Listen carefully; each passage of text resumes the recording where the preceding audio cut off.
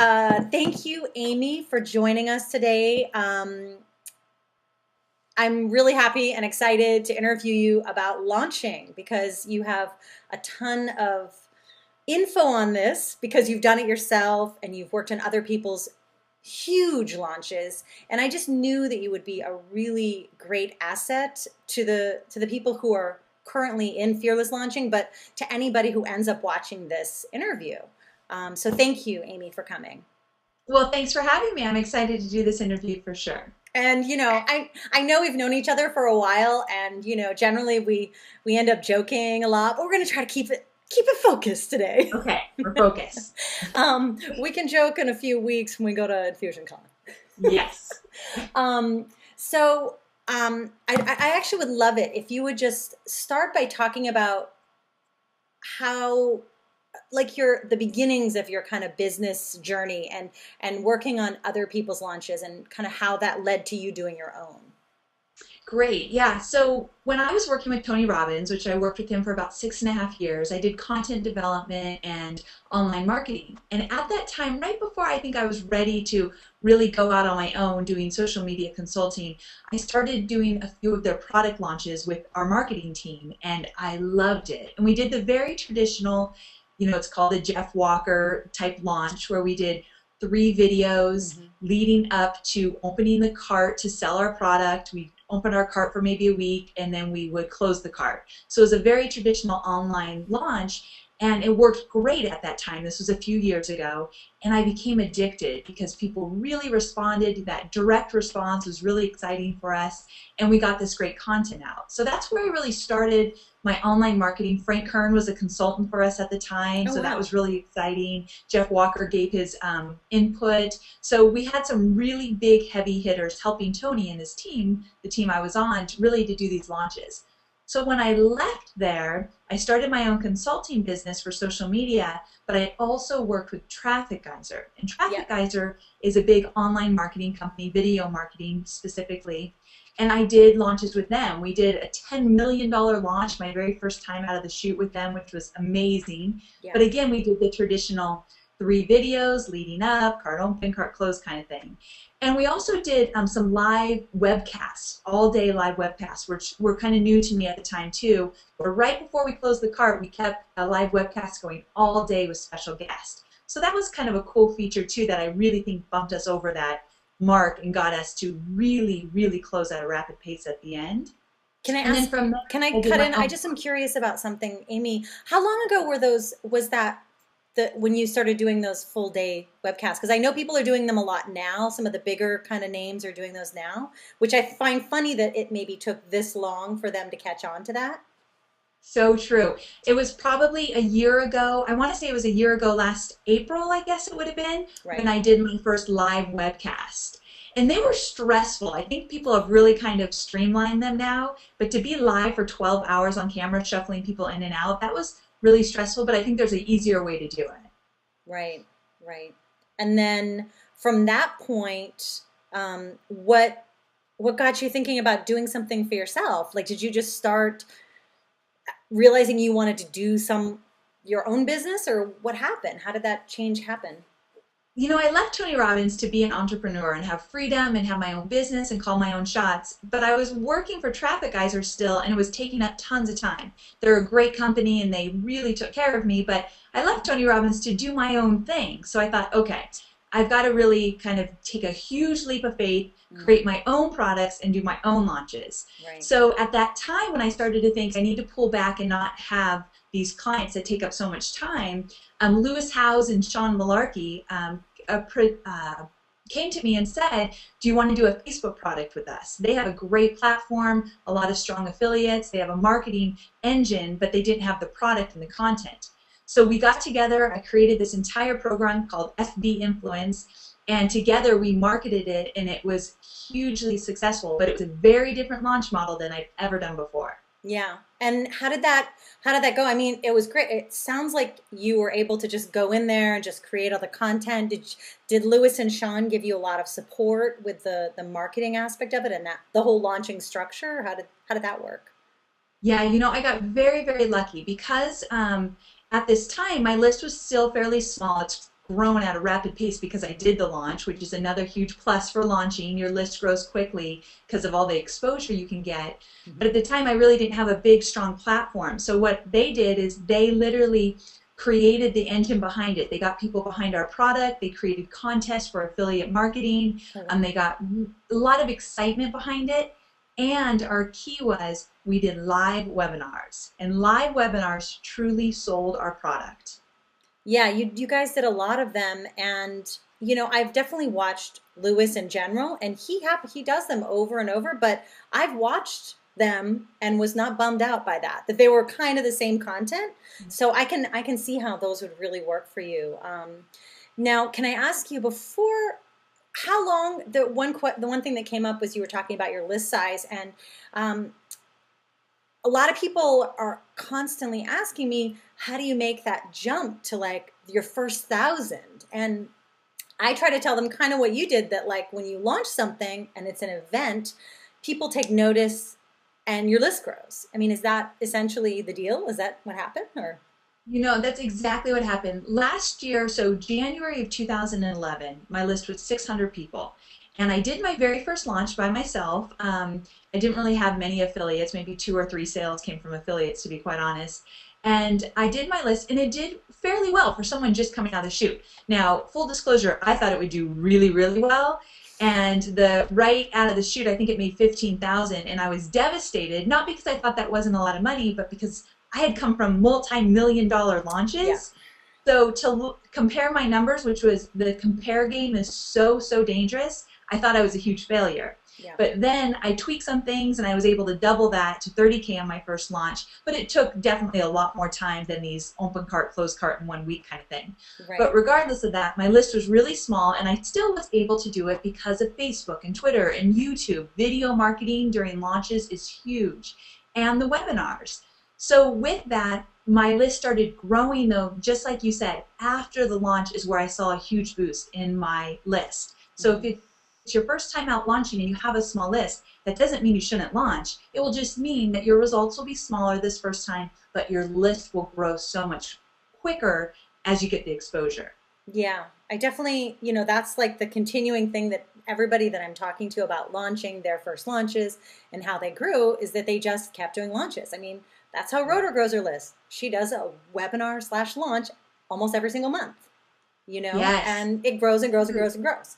So now, when you said you changed a few things with your launch, what did you do? Did you change like the offer slightly? Did you change the name? What did you change? Who you were, focusing on for your customer? What would you say the biggest kind of change you made? So a few things I did, definitely copy. Copy is not necessarily my strong point, and I really have to work at it. And so with copy, I definitely got some people, some of my peers that were in the industry with me, had them review it as just a favor. We all have those friends that will do it for us just as a favor, and review my copy, give me some suggestions, and I went back and changed my sales page. So that was big. So anything that you can educate, there's so much free content out there about how to create a really compelling, converting sales page. To me, that's worth it to really understand that part of it. So I changed the copy around on my sales page, and I started doing more value add. What I wish I had done before was get more blog posts out before. I feel like you did this, Anne, really well. You had a lot of content that has supported your launch of this product that you've recently worked on. Yeah. You've got to have supporting free, valuable content in order to get the exposure and get those people that do not know anything about you to trust and like you. So that was another thing I had to kind of ramp up on more free content, which webinars are a great way to do it. Yeah, I definitely agree there. And I think that you have to look at it like you have to kind of keep doing it, especially if you want the product to like be a, evergreen, you want people to keep buying it, whatever. I think that's a really good point. And about the sales page, did you, the sales page changes you made, did you do any kind of, split testing or that kind of thing? Did you do any of that? Or did you just literally like change it and then publish? Or, did you have a few different versions running or anything like that? I didn't. And that was probably, there's so many mistakes when you look back at your first launch. And definitely I didn't do any A/B testing. But with FB Influence that I did with the guys, Lewis and Sean, they did tons of it. behind the Yeah, I'm scenes, sure. and we were able to turn one page off and keep one on, instantly when we saw which one was pulling more. Hmm. And that launch, $30,000 launch on my own to over a $500,000 launch with Sean and Lewis. I mean, it was a huge gap. And one of the big reasons is because they have tested, they know it works, they've done a few launches. I mean, they've done a lot of launches. So Yeah, it all comes down also with experience. Like you said, consistency. yeah, Keep doing them. You'll get better and better. yeah. Um, yeah, I definitely think that once you do one a certain way, I mean, like for me, this was a very small launch for me, and I'm the same way as you, and that I've been used to the million dollar plus launches, and it's definitely I have to actually tell myself to just step back. This is you're not like even if you know how to do all the launches with what different people, this is your deal. Um and I have to say that like and I'm wondering about you too. Did you find that you were more successful in turning things around once you had help? Because I know you have like a VA or someone who helps you now. How did You that play know, into things? that was huge because the first time I did it, I worked with some overseas outsourcing, which kind of was a big, for my first time, it didn't go very smoothly. So that was stressful. And I didn't have a VA at the time, so I didn't have a team at all. Right. And now, I recently did another launch for a coaching program. It was just 25 spots in a $1,000 coaching program where it was small group coaching. I did one webinar and sold out the coaching program. And the reason being, though, is because one, I had hyped it up a little bit, so I got some content out there. And also, it's just 25 spots, so it's easier to fill 25 spots and, have a realistic goal. Again, I Yeah. didn't think I was going to sell thousands, so I was really excited when I hit that goal of 25. But also, I enlisted a team. I had someone help me write the copy, build the shopping cart, and I didn't spend thousands and thousands of dollars. I Yeah. found someone that was affordable, but he basically was my project manager for that, and it was the least stressful launch I have ever done. And I got to focus on what I do best: building a great training webinar, delivering the webinar, talking to people that were interested in the program. Those are my specialties. It's not building sales pages and hooking it up to the shopping cart kind of thing. Yeah, for So real. if you get a team, that's huge.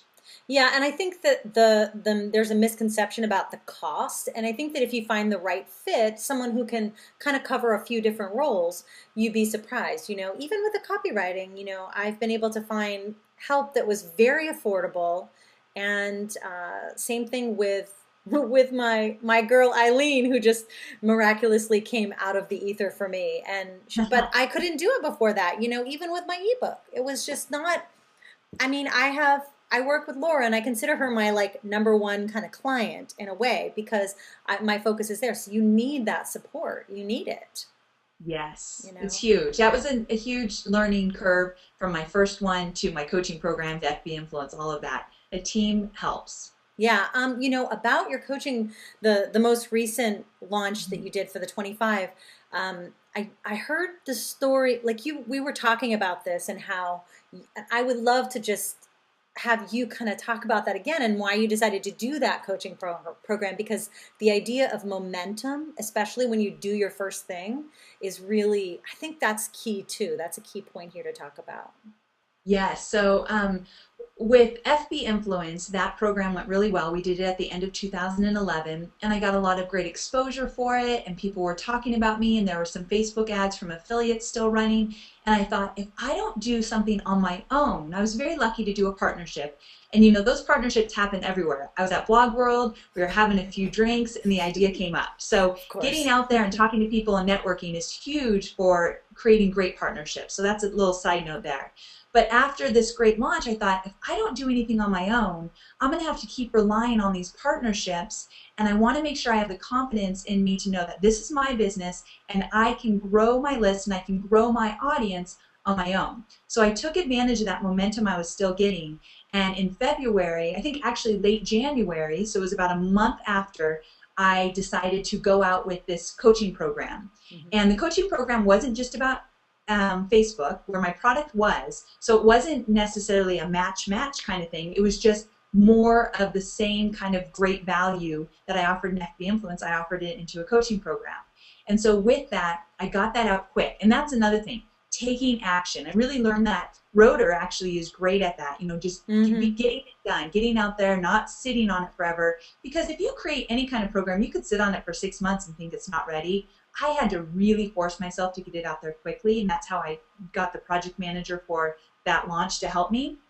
And with that, I was able to go out there and my audience was still hot. And that is really important to remember. Don't just do one launch and wait 6 months to do your other one. Keep building on it. Like Rotor does those monthly webinars, Mm-hmm. so important. Yeah. And I knew that and, watching and obviously being in that business, but until I'd experienced like the growth of your list after a webinar, period. Like even if I wasn't like selling anything, that was that was like, oh, okay, scheduling a next one, like right away. Like I knew that I needed to schedule the next one. So I think that momentum is really important. And I think that was really smart too, that you widened, kind of what your coaching program was about. It wasn't just like, I'm going to coach you on Facebook. Yeah. It widened it. And then that widens people like, oh, she does this, not just Facebook. Yes, so Um, true. so question about the different launches that you've done. Cause you also have your book. Mhm. Yes. What is the name of it? Facebook marketing all-in-one for dummies. I mean, that's cool because you have like that kind of like series behind it too, which must have Yeah. really pushed it and made it like something. I don't know. I can imagine it's selling great. The dummies guides are really actually good. I love They them. are. And any opportunity you have to even create a ebook that you put on Kindle or any kind, if you get a book deal, they're not lucrative per se money wise. Right. However, getting more leads, getting more traffic to your website, and having that author behind your title is huge. So that actually opened doors for me too. When you're selling a product and you actually can say, and I'm an author all about this product, that helped as well. So anything that you can do to build up your, sounds silly, but to build up your title or your authority is Yeah. also really valuable for launching. Yeah, no, I definitely agree. And I thought about that because, I remember when that was coming out. I remember I'm like, so you've done all these different types of launches now. It seems like coaching program, book, actual product. Um, just a little like maybe like more casual question, but like which one is your favorite? What do you like going? What excites you about one of those launches the most? The webinars. I'm pretty much addicted to the webinars. What excites me about that is I saw it work with my FB Influence launch. I saw that webinars pretty much were the foundation of our entire launch, and we broke every record we had. And I like training. I like to show people that I really do know my stuff, and here's all this great free content. So whether you buy my product or not, you jump off this webinar, you try one of these strategies, you get results, you're definitely going to think about me next time you are ready to buy. So I Yeah. feel like they really expands the relationship with your potential client where they come back for more when they're ready or they buy right on that webinar. So to me, I'll never do a launch without a series of webinars again because I just really understand how powerful they are. Yeah, and I have to say, I just noticed you also did a video announcing the webinar, which is something I didn't do, but now I'm like, yeah, I probably should have done that. It's just such a good idea. And, especially because like I said before we started rolling, you are very good on video. Like, you definitely your personality just comes through, even when you're not talking. Like, I can tell that you're like a friendly, I'm here to help you type of person. So I think I love that video, by the way. I just wanted to tell you. Hey, thanks. I've seen it done a few times. I think Rotor yeah, Rotor did one for her Yeah. last one. I've seen a few of my other peers do one. I thought that's a really great way. It's like literally a minute. Hey, I'm doing a webinar. This is what I'm teaching. Make sure you sign up. But the power of video is just, you can't compare it to anything sometimes. It really spreads virally so quickly. But also, you've got to find out what you feel comfortable with. If you feel like you're a better writer than you are on video, then get a 6-part series of blog posts all devoted to your topic. And at the end, people can click to either check out your webinar or check out your Hmm. sales page or opt in for something. But do what feels natural to you, but make sure you have all your bases covered so that you have some cushion around that launch. And it's not just about selling, but it's about really offering great value. And I think that creates a really successful launch. Yeah, no, that's really important, and I'm definitely huge on like speaking in your voice and where you're going to be most effective. So I think that's really smart. I'm going to my cheat sheet right here because I wanted to ask you one other question and I know I forgot.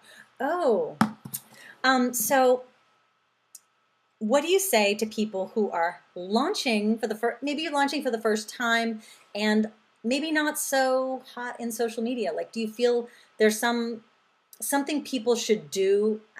I don't know, like, what do you tell people who maybe aren't really active on social media, but want to use it for their launch? Great question. You know, social media can be so stressful to so many people, and to add that component on, if you don't have a strong foundation in social media, and then to add that on top of launching can just really want to drive you crazy.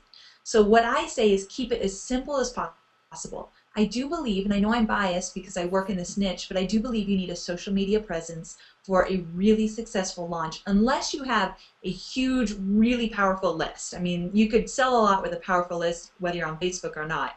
But if you're just starting out, you likely don't have a huge list as well. So with that, I would suggest definitely get a Facebook page. You want to create a Facebook page. You know, the new timeline just was launched with Facebook, and that's rolling out in the next few months. So that's going to be really exciting. But there's a lot of things you can do for Facebook, not only to get the exposure, but to get the leads and bring those leads into your list so you can market your launch to them. So I think Facebook and Twitter and YouTube are pretty essential to your overall success of your launch, but you don't have to go at it like gangbusters and spend hours a day on it. Learn the basics, learn what works for you, and be consistent. If you have a Facebook page, post daily, once or twice a day. If you have a Twitter, do the same, but don't let it be a graveyard just because you don't know what you're doing, because that's a huge reflection of your brand. But I do believe you need a social media presence to have a successful launch.